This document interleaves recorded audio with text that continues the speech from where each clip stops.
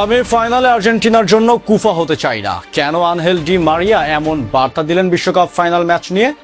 বিশ্বকাপ ফাইনালের ঠিক আগ মুহূর্তে ফুটবল বিশ্বকে স্তব্ধ করে দিয়ে কাতার বিশ্বকাপ জয়ী মহাতারকা আনহেল ডি মারিয়ার এক অবিশ্বাস্য ও বিস্ফোরক বার্তা।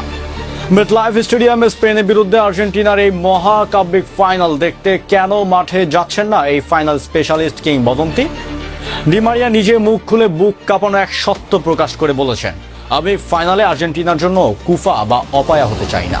যে মানুষটার পায়ে ভর করে আর্জেন্টিনার একের পর এক ফাইনাল জিতেছে, কেন আজ নিজের দলের জন্য নিজেকে অপয়া ভাবছেন তিনি? তবে কি দলের ভেতরে তৈরি হয়েছে কোনো গোপন মনস্তাত্ত্বিক দূরত্ব, নাকি এর পেছনে লুকিয়ে আছে ফুটবলারদের এক অদ্ভুত কুসংস্কারের আসল সত্য? পুরো রহস্য জানতে ভিডিওটি এখনই শেষ পর্যন্ত দেখুন। স্পেনের বিরুদ্ধে এই মেগা ফাইনালের আগে পুরো আর্জেন্টিনা জুড়ে একটি চমৎকার গুঞ্জন ছড়িয়ে পড়েছিল। ফুটবল পাড়ায় জোর আলোচনা শোনা যাচ্ছিল যে কাতার বিশ্বকাপ জয়ী দলের মহানায়ক আনহেল ডি মারিয়া এবার বিশেষ আমন্ত্রণে যুক্তরাষ্ট্রে যাচ্ছেন এবং ফাইনাল শেষে ট্রফি প্রদান অনুষ্ঠানে অফিসিয়াল প্রতিনিধি হিসাবে অংশ নেবেন। কিন্তু ফুটবল ভক্তদের সে রোমাঞ্চকর গুঞ্জন এক ফুৎকারে উড়িয়ে দিয়েছেন ডি মারিয়া নিজে।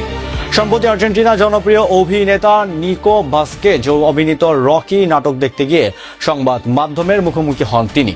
সেখানে ফাইনালে যাওয়ার ব্যাপারে প্রশ্ন করা হলে ডি মারিয়া হেসে জবাব দেন, না, আমি যাচ্ছি না, তোমরা পাগল নাকি? কিন্তু কেন তিনি ঐতিহাসিক মহেন্দ্রক্ষণ গ্যালারিতে থাকতে চান না, সে কারণ ব্যাখ্যা করতে গিয়ে ডি মারিয়ার সামনে এনেছেন ফুটবলারদের এক অদ্ভুত ও চিরন্তন কুসংস্কারের গল্প।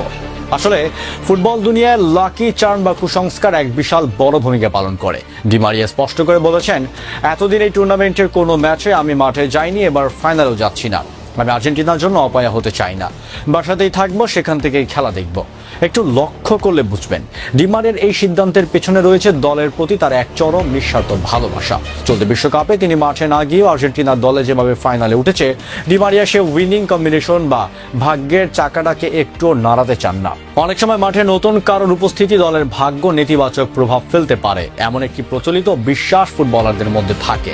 মাঠে না থাকলেও প্রিয় বন্ধু লিওনেল মেসিদের প্রতি নিজের নিখাত সমর্থন যে আগের মতোই থাকবে তাও মনে করিয়ে দিয়ে ডি মারিয়া বলেন, ছেলেরা জানে প্রথম দিন থেকে আমি তাদের পাশে আছি, এবারও সব সময়ের মতোই তাদের শতভাগ সমর্থন করব।